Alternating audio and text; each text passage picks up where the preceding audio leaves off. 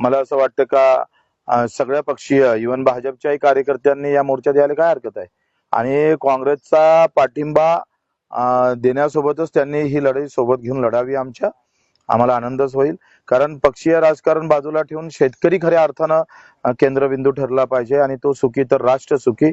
आणि म्हणूनच आमचं बॅनर राष्ट्र प्रथम आहे आणि म्हणून त्या पद्धतीनं आता समोरची लढाई लढू.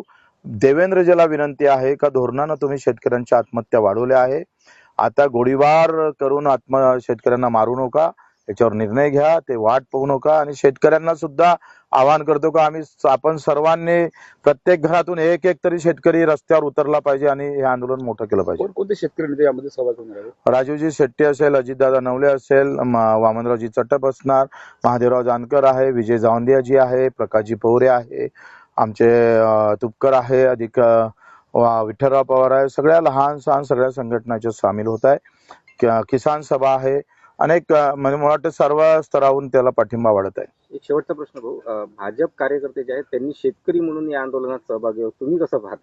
यायलाच पाहिजे. मला वाटतं आखरी मी म्हटलं ना का सध्या जे ट्रेड आलेला आहे का बाप मेला तरी बेहत्तर पण नेता जिवंत राहायला पाहिजे. आमचं असं म्हणणं आहे का नेता मेला तरी बेहत्तर, आमचा बाप शेतकरी जिवंत राहायला पाहिजे. त्याची ही लढाई आहे.